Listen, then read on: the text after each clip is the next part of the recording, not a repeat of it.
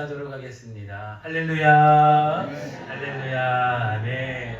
오늘도 예수 그리스도 귀한 말씀 안에 나오신 여러분들의 삶에 주님의 크신 은혜가 함께하기를 주님의 이름으로 축복을 드립니다. 오늘은 요한복음 20장 11절부터의 말씀을 통해서 부활의 승리, 기쁨, 소망이라는 제목으로 함께 은혜의 말씀을 나누기를 원합니다. 예수 그리스도께서 부활하심으로 말미암아 이 세상의 모든 사망 권세를 이기시고 이 땅 가운데 주님의 은혜를 선포하셨습니다. 할렐루야. 네, 우리 박수로 함께 영광 돌리도록 하겠습니다. 그렇기 때문에 우리 섬에 잠시 인사를 했지만 우리 좌우 앞에 계시는 우리 성도님들과 함께 예수 그리스도께서 부활 승리하셨습니다 라고 함께 인사를 나누겠습니다. 적어도 세 분 이상 함께 앞뒤 좌우 나누시는 네 분 나누십니다. 두 분 하시고 멈추시면 안 됩니다. 세 분까지. 네, 감사합니다. 제 눈에 한 두 분만 나누시고 끝이신 분이 계신데 그냥 넘어가겠습니다. 예수님 부활하셨으니까요. 네, 저는 오늘 본문 말씀을 통해서 두 가지의 말씀을 나누기를 원합니다. 이 부활에 대해서는 참으로 나누고 싶은 말씀이 너무 많습니다.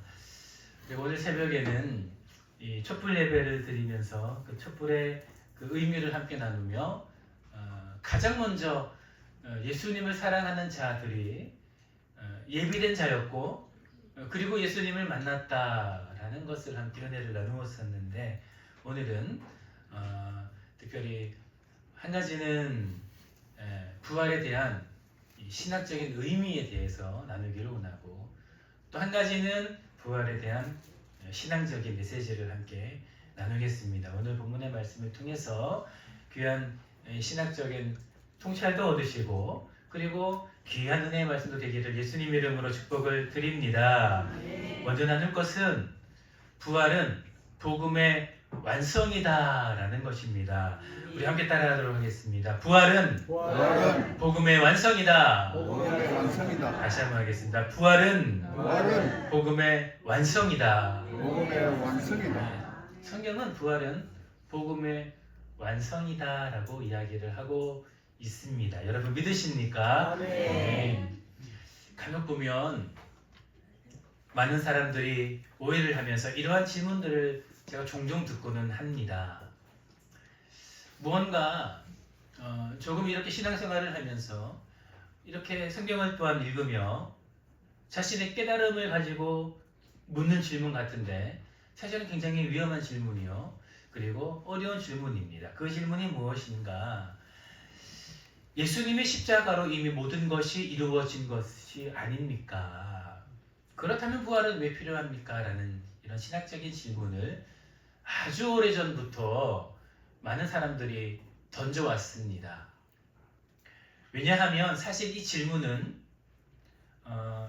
어쩌면은 매우 자연스럽고 신앙적인 깊은 고민이 있는 사람은 이런 생각들을 할 수 있다라는 것입니다. 왜냐하면 예수님께서 십자가 위에서 분명히 다 이루셨다라고 선언을 하셨고 그리고 마치 그 선언, 예수님의 죽음으로 말미암아 이미 우리에 대한 모든 죄값이 다 치루어진 것이 아닌가라는 생각들을 사실은 아주 오래전부터 많은 사람들이 하게 되었습니다. 그리고 이 부분에 대해서 많은 신학자들이 무엇이 옳은가 성경을 연구하기 시작했다라는 것이죠. 그래서 사실 이 질문에 대한 신학적인, 이 성경적인 답은 이미 나와 있습니다. 그러나 여전히 많은 사람들이 궁금해한다라는 것이죠. 그렇다면 왜 성경은 부활이 복음의 완성이다라고 이야기를 하는 것인가? 제가 짧게 세 가지를 함께 나누기를 원합니다. 여러분 먼저 고린도전서 15장 17절을 보시면 이렇게 말씀합니다. 찾으시지는 않아도 제가 읽겠습니다. 고린도 15장 17절의 말씀에 보면 이렇게 말씀합니다. 그리스도께서 다시 살아나지 아니하셨으면 너희의 믿음도 헛되고 너희가 여전히 죄 가운데 있을 것이라 라고 이렇게 말씀합니다. 즉 십자가가 있음에도 불구하고 부활이 없다면 하나님께서 성경이 이렇게 말씀하시는 것이죠. 너희의 믿음이 아무런 의미가 없다, 헛되다. 또한 너희가 여전히 죄 가운데 있을 것이다 라고 우리 가운데 말씀하고 있다라는 것입니다. 여러분, 이 말씀은 무엇입니까? 하나님께서 우리 가운데 허락하신 구원의 역사는, 복음은 십자가의 사건까지가 아니라 예수 그리스도의 부활까지임을 분명히 이야기하고 있다라는 것입니다. 할렐루야. 이것이 성경이 말하는 부활의 의미입니다. 예수님께서 죽으심으로 말미암아 모든 죄값을 대속하셨습니다. 그러나 성경은 그 예수 그리스도의 부활까지가 바로 하나님께서 예비해 놓으신 이 복음의 능력이라는 것을 말하고 있다는 것입니다. 분명히 이야기하는 것이죠. 의심할 필요도 없습니다. 왜냐하면 성경이 그리스도께서 다시 살아나지 아니하시면 믿음도 헛되고 여전히 우리가 죄 가운데 가고 있기 때문에 그렇습니다. 이것이 성경이 이야기하는 것입니다. 그렇다면 이 말씀뿐인가? 아니죠. 아주 많은데 제가 두 가지만 더 말씀을 드리겠습니다. 로마서 4장 25절에는 이렇게 말씀합니다. 예수는 우리 범죄함을 위하여 내어줌이 되고 또한 우리를 의롭다 하시기 위하여 살아나셨느니라. 할렐루야. 예수 부활의 능력의 이유는 바로 그 모든 죄값을 치르시고 또한 믿음으로 말미암아 예수 그리스도의 보혈을 믿는 모든 자들을 바로 의롭게 하시기 위해서 살아나셨음을 성경은 이야기하고 있다라는 것입니다. 할렐루야. 그러니 예수 부활의 능력으로 말미암아 우리 모든 이 믿는 성도들이 그 믿음의 확신을 얻고 그리고 의롭다 하심을 체험을 받는다라는 것을 깊이 깨달으시기를 축복을 드립니다. 이 말씀이 바로 십자가의 부활의 관계를 매우 명확하게 보여준다는 것이죠. 십자가는 즉 죄를 담당하시는, 즉 그 모든 인류의 우리의 모든 죄를, 여러분과 저의 이 나약한 모든 죄를 다 안으시고 그 죄를 담당하시는 사건이라면, 즉 부활은 의롭다 하심을 확증하는 사건이라는 것입니다. 십자가의 죄의 값을, 이 십자가는 죄의 값을 지불하는 자리라면 이제 부활은 그 구원이 실제로 하나님께서 역사하신 사건이다 인정하며 확증하는 사건, 이로 말미암아 그 믿음도, 모든 성도들의 믿음도, 그 죄사함도, 깨끗함을 받은 그 모든 사건이 확증되었음을 하나님께서 인정하는 사건이다라는 것을 우리는 반드시 알아야 합니다. 초대교회 위대한 신학자 어거스틴이 이렇게 말합니다. 그리스도의 부활은 이미 시작된 사건이며 성도들의 부활을 보증하는 확실한 소망이다라고 이야기를 합니다. 교회를 다니지 아니하는 자들도 어거스틴은 아주 잘 알고 있죠. 초대교회, 아직 이런저런 신학이 확립되어져 있지 않은 시대, 자신의 목숨을 내어놓으며 이 성경을 근거하여 여러 가지 많은 신학적인 것을 확립한 사람이 어거스틴입니다. 그 어거스틴이 그리스도의 부활은 이미 시작된 사건, 그리고 부활을 보증하는 사건이다라고 이야기를 합니다. 여러분, 이것이 무슨 말인가? 바로 예수 그리스도께서 먼저 부활하셨으므로 말미암아 모든 성도의 부활, 마지막 때에 예수님 말씀하시지 아니하셨습니까? 마지막 때가 되면, 다시금 재림 사건이 일어나면 모든 성도, 그때에 살아있는 성도 포함을 하여 그때까지 죽었던 모든 성도들이 일어나 새 몸을 입고 천국으로 들어가 예수님을 맞이하는 것을 말씀하고 있지 않습니까? 바로 어거스틴은 그 그리스도의 부활은 모든 성도들의 부활을 확증하는 사건이다라는 것을 이야기하고 있습니다.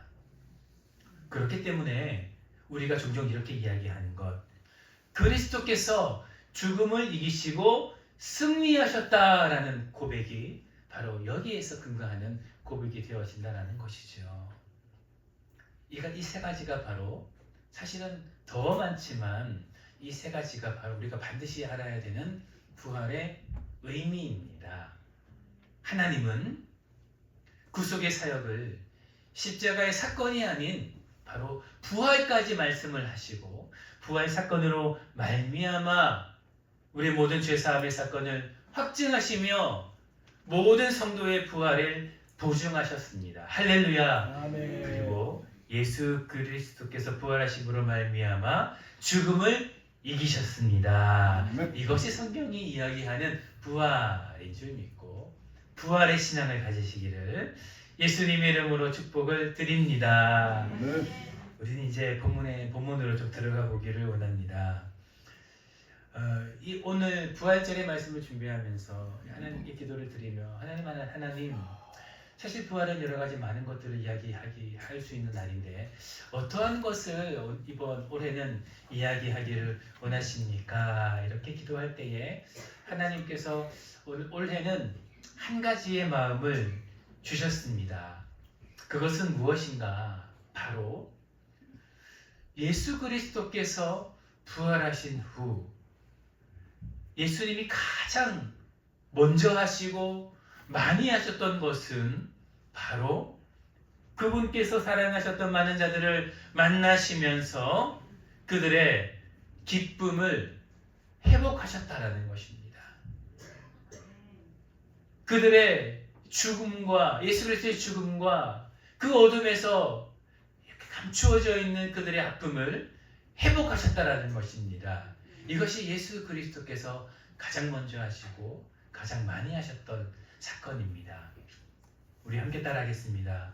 예수님은 예수님은 부활하심으로 말미암아 부활하심으로 말미암아 기쁨을 회복하셨습니다. 기쁨을 회복하셨습니다. 다시 한번 하겠습니다. 예수님은 예수님은 부활하심으로 말미암아 부활하심으로 말미암아 기쁨을 회복하셨습니다. 기쁨을 회복하셨습니다. 아멘. 이것이 예수님께서 가장 많이 먼저 하셨다라는 것입니다. 아멘. 여러분 이것이 왜 의미가 있는지 아십니까? 여러분 예수님께서 기쁨을 회복하셨다라는 것은 예수님 마음 안에는 가장 먼저 예수님을 사랑했던 사람들이 있었다라는 것을 이야기합니다. 부활의 사건은 하나님께서 예외해 놓으신 구속의 사역의 완성입니다. 할렐루야. 그러나 예수님의 마음은 어디에 있었는가? 여전히 슬퍼하고 아파하며 침묵 가운데 있는 예수님이 사랑하셨던 그 사람들에게 있었다라는 것을 우리는 오늘 본문의 말씀을 통해서 알 수 있다라는 것입니다. 그리고 무엇을 회복하셨는가? 그들의 이 마음을 회복하시면서 그 기쁨을 회복하셨다라는 것입니다. 그렇기에 이 부활절을 보내며 우리 사랑하는 성도 가운데 가장 먼저 필요한 것은 바로 예수님을 만남의 기쁨을 회복하는 것일 줄을 믿습니다. 네. 더욱더 기뻐하며 그 부활에 참여하는 것이 우리 성도들 가운데 있어야 된다는 것을 오늘 본문의 말씀은 이야기하고 있다라는 것입니다. 그렇다면 어떠한 기쁨인가? 이것 또한 세 가지로 함께 나누어 보겠습니다. 여러분 먼저는 구원의 기쁨입니다. 예수님은 먼저 제자들을 만나며 사랑하는 사람들을 만나며 구원의 기쁨을 허락하셨다라는 것입니다. 사랑하는 성도 여러분, 오늘 본문에서 우리가 가장 먼저 마주하게 되는 장면은 이 여인들의 눈물입니다. 눈물을 왜 흘리겠습니까? 예수님께서 죽으셨기 때문이죠. 막달라 마리아는 무덤 앞에 서서 울고 있습니다. 여러분 이 장면은 단순한 감정의 어떤 표현이 아니라 십자가의 사건을 통하여서 아직 예수께서 부활하지 아니하실 때에 느껴지는 우리 인간들의 가장 본질적인 상태를 보여주는 것입니다. 여러 가지가 담겨 있지요. 사랑하는 이를 잃어버렸던 상실, 기대가 무너진 그러한 절망과 더 이상 회복할 수 없다는 이 체념. 여러분, 죽음 앞에서 회복할 수 있는 것이 무엇이 있겠습니까? 다 끝나버린 것만 같은 그 체념이 바로 이 눈물 안에 담겨 있다라는 것입니다. 그러나 그 가운데에서 예수님은 부활하셨다라는 것입니다. 그리고 부활하신 그 예수께서 이제 그 여인을 만난다라는 것입니다. 그리고 다시금 구원의 기쁨을 회복하신다라는 것입니다. 모든 것이 무너졌습니다. 절망 가운데 있습니다. 기대했던 모든 것들도 사라지고 사랑하는 예수님도 없고, 그리고 그들 가운데 주어진 선포되어진 그 구속의 사건도 지금은 감추어져 있습니다. 그러나 예수님께서 이 여인을 만나는 순간 무엇이 일어나는 것입니까? 죽음이 더 이상 끝이 아니라는 것을 말하고 있다는 것이죠. 사망의 권세가 깨어졌다는 것을 선언하는 것입니다. 그리고 이제로부터 영원한 생명이 실제한다는 것을 그 여인 첫 번째로 이 마리아에게 확증하고 있는 것이 아니겠습니까? 여러분, 이것을 한마디로 말하면, 한 단어로 말하면 무엇입니까? 바로 구원입니다. 구원이라는 것이죠. 죽을 수밖에 없었던 우리의 모든 영혼이 부활하심으로 말미암아 실제하시는 예수님으로 말미암아 확증되었다라는 것입니다. 예수께서 말씀하신 모든 것이 이루어졌다라는 것이지요. 이는 이제 무엇을 말하는 것입니까? 예수 그리스도께서 말씀하신 것처럼 그 피를 믿는 모든 사람에게, 믿음으로 말미암아 그리스도를 고백하는 모든 자들에게는 이제로부터 부활의 능력이 이루어진다라는 것을 예수 그리스도의 이 모습으로 확증되었다라는 것입니다. 할렐루야. 이것이 먼저 예수님께서 회복하신 것입니다. 무엇입니까? 바로 구원의 기쁨의 회복이라는 것입니다. 사랑하는 성도 여러분, 그렇기 때문에 우리는 가장 먼저 이 귀한 부활 주일 아침, 예수 그리스도의 부활로 말미암아 우리에게 주신 이 구원, 천국의 소망을 다시금 기쁨으로 회복해야 된다는 것입니다. 여러분, 우리가 무엇이 기쁘겠습니까? 우리가 무엇이 가장 기쁘겠습니까? 오늘 죽어도 슬퍼하지 않을 수 있는 것을, 오늘 하나님께서 나의 생명을 데려가셔도, 나의 영혼을 데려가셔도 우리가 낭망하지 않을 수 있는 것은 바로 우리에게는, 믿는 성도들에게는 저 천국이 예비되어 있기 때문에, 할렐루야. 네. 이것이 바로 구원의 기쁨의 소망이 아니겠습니까? 예수님은 이것을 우리 가운데에 회복하셨다라는 것입니다. 사랑하는 성도 여러분, 다른 것이 아닌 바로 이 구원의 소망의 기쁨을 가장 먼저 그리고 많이 회복하시는 이 부활 주일의 아침이 되시기를 예수님의 이름으로 축복을 드립니다. 네, 두 번째는 무엇인가?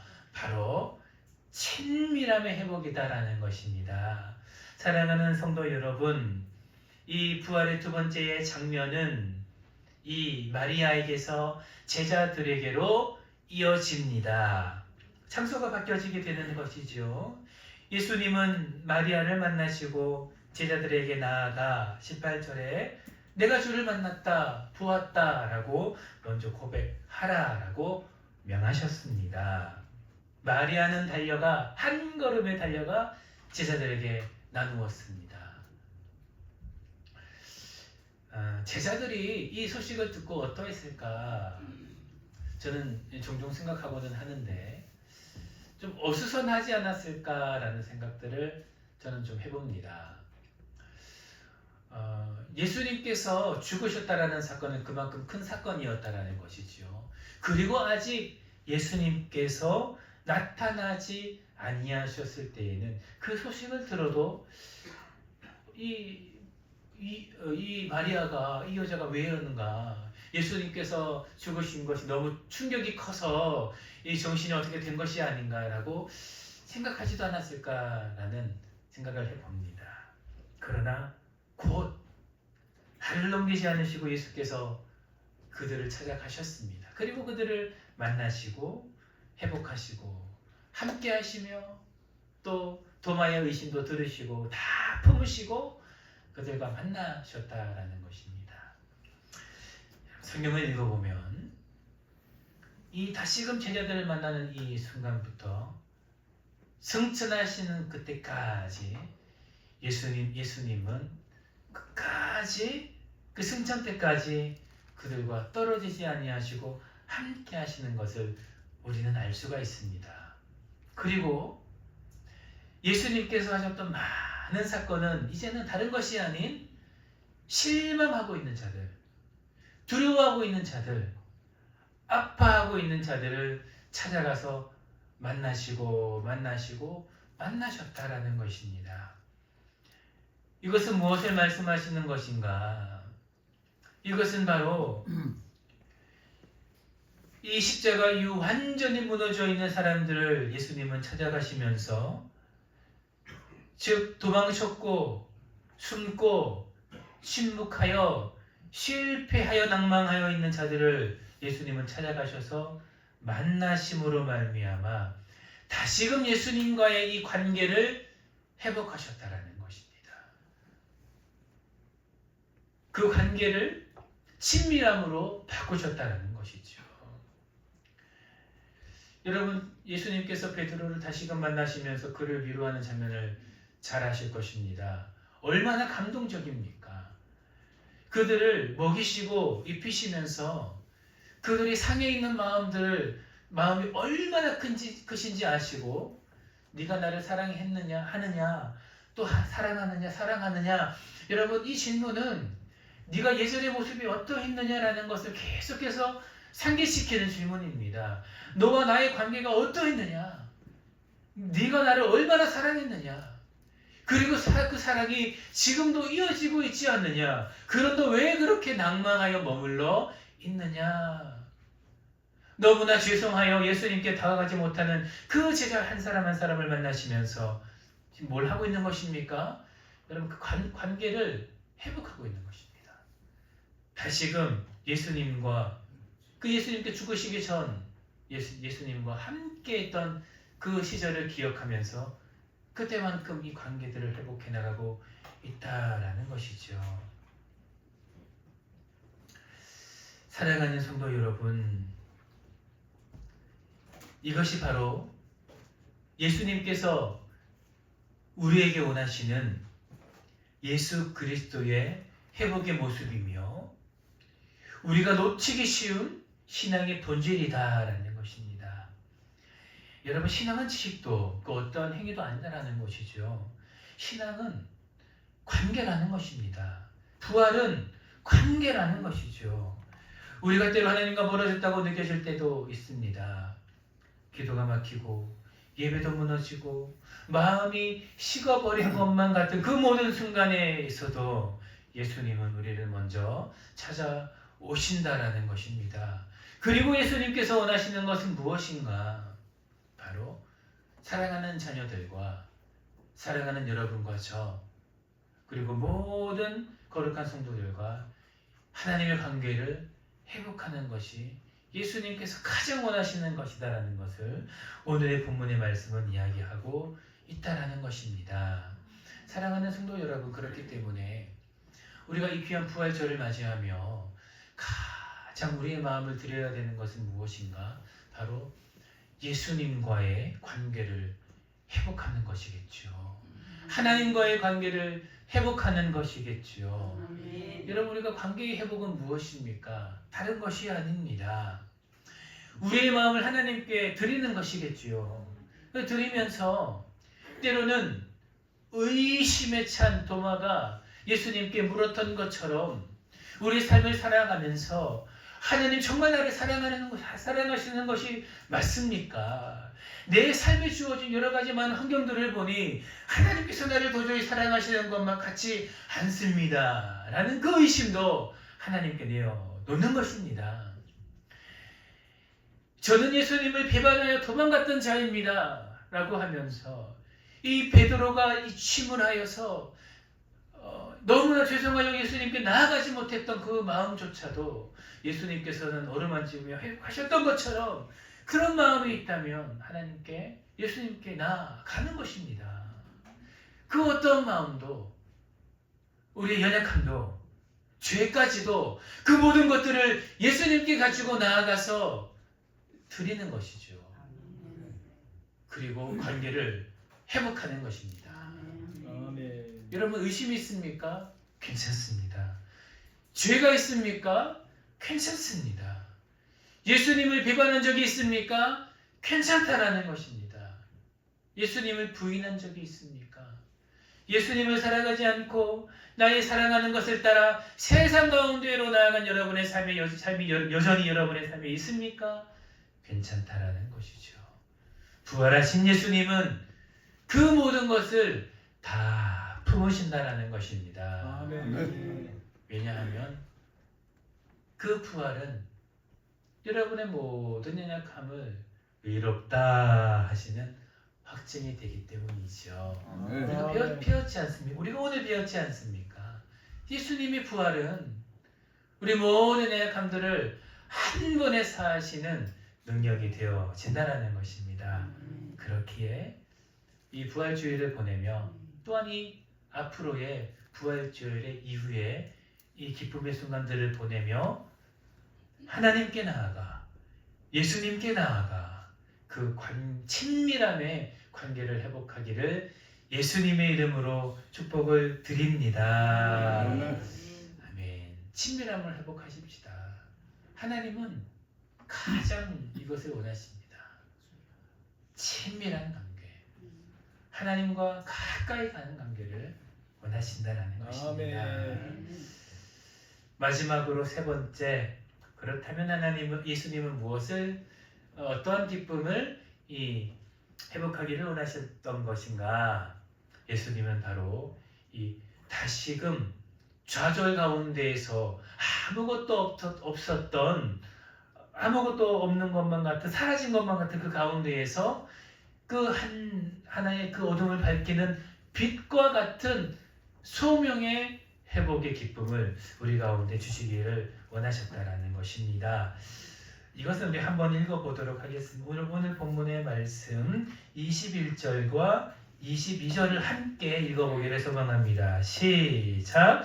예수께서 또 이르시되 너희에게 평강이 있을지어다. 아버지께서 나를 보내신 것 같이 나도 너희를 보내노라. 이 말씀을 하시고 그들을 향하사 숨을 내쉬며 이르시되 성령을 받으라. 아멘. 낭망하여 멈추어져 있는 침묵하고 있는 제자들을 찾아가셔서 예수님은 먼저 관계를 회복하시며 이제 그들에게 소명의 기쁨도 회복하십니다.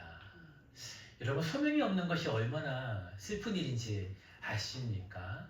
여러분, 소명이 없는 자가, 꿈이 없는 자가 얼마나 그 살아가는 모습이 처체한지 아십니까? 그러나 꿈이 있는 자는 다릅니다. 소명이 있는 자는 다르다라는 것입니다.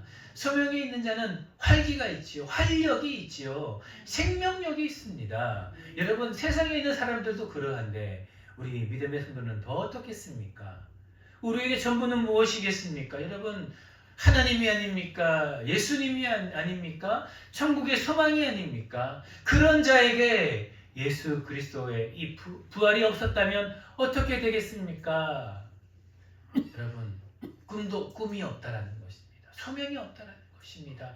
이 세상을 살아갈 그 어떤 원동력도 없다라는 것이죠. 어쩌면 그렇기 때문에 세상을 살아가는 저 세상 사람들보다 우리 믿는 성도들에게는 이 소명이 없다라는 것은 어쩌면 더 큰 좌절 가운데로 우리를 이끄는 아픔인지도 모르겠습니다. 지금 제자들이 그러하고 있다라는 것이죠. 예수님이 전부인 제자들 가운데에 예수님의 죽음의 사건은 그들의 모든 꿈도 소망도 이 세상을 살아갈 이유들도 다 앗아가 버린 사건이었다라는 것입니다. 그렇기 때문에 예수님은 지금 그들에게 다시금 소명을 불어 넣어주고 계십니다. 여러분, 이것을 단순하게 보아서는 안 됩니다. 예수님이 이제 부활하셨고 예수님이 이제 올라가셔야 되니 이 이제 제자들을 일을 시키려고 그렇게 하신 것이 아니다라는 것입니다. 예수님이 어떠한 분이신데 그저 이 12 제자들을 불러서 예수님이 이제 죽으시고 모든 구속의 사역을 완성하시고 이제 하나님의 우편으로 올라가시게 되었을 때 이 복음을 전해야 되니 제자들을 불러 모았다. 여러분, 그런 1차원적인 생각이 어디 있겠습니까? 아니죠.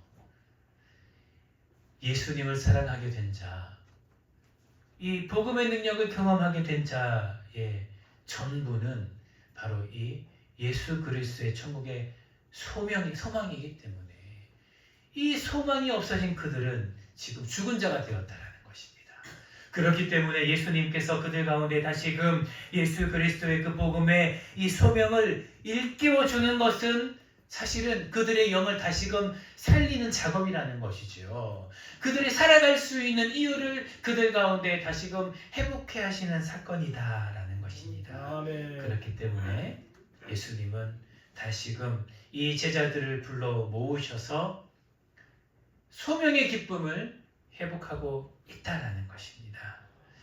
사랑하는 성도 여러분, 우리는 종종 이 신앙의 끝이 이 신앙의 끝이 구원을 받음으로 말미암아 나의 모든 영이 회복되어진 것인 줄 착각할 때가 너무나 많이 있다라는 것입니다. 아니죠. 여러분, 부활은 그것이 끝이 아니다라고 우리 가운데 분명히 말씀하고 있다라는 것입니다. 예수 그리스도의 십자가의 사건은 부활로 이어지며 그리고 부활은 반드시 사명으로 이어진다라는 것을 오늘 본문의 말씀은 분명히 이야기하고 있다라는 것입니다. 왜냐하면 우리 믿는 성도들에게 하나님의 소명은 때로는 전부이기 때문에 그렇겠지요. 사랑하는 성도 여러분, 그렇기에 오늘 귀한 이 부활절 아침 우리는 세 번째로 무엇을 회복해야 되는가? 바로 이 사명, 이 소명의 기쁨을 회복해야 되는 줄 믿습니다. 나를 사랑하시는 하나님께서 나를 위하여 예수 그리스도를 이 땅 가운데 보내셨고 부활케 하셨는데 그리고 나를 다시금 회복하시며 친밀함을 회복하시며 나의 모든 죄를 회복하시고 천국 백성으로 삼으셨는데 그런 나에게도 하나님께서 나에게 주신 사명이 있는데 그 사명을 우리는 회복해야 된다는 것입니다. 사명은 단순한 명령이 아니다라는 것이지요. 사명이라는 것은 바로 이 땅의 삶을 살아가는 우리 거룩한 성도의 정체성이 된다라는 것입니다. 여러분, 이것을 깨달으시고 이 귀한 부활절 아침 하나님께서 여러분 가운데 주신 이 사명을 회복하는 여러분의 복된 날이 되시기를 예수님의 이름으로 축복을 드립니다. 이 세 가지 구원의 기쁨, 만남과 친밀함의 기쁨, 이 소명의 기쁨이 여러분과 저의 기쁨이 되기를 예수님의 이름으로 축복을 드립니다. 아멘. 함께 기도하겠습니다. 하나님, 감사합니다. 예수 그리스도께서 부활하심으로 말미암아 우리를 향한 하나님의 사랑과 의롭다 하심을 확증하시고 모든 사망 권세 가운데에서 승리하심으로 말미암아 이 세상 가운데에 하나님의 구원을 선포하심을 진실로 감사를 드립니다. 하나님, 그 예수님의 그 부활심으로 말미암아 이 귀한 부활절 아침 그 부활의 기쁨에 참여하며 구원의 기쁨, 관계와 친밀함의 기쁨, 또한 사명의 기쁨이 바로 나를 향한 주님의 계획하심이신 줄을 알고 나아가오니 이 기쁨을 회복하는 귀한 주일 되게 하여 주시옵소서. 감사를 드리며 살아계신 예수님의 이름으로 기도드립니다. 아멘.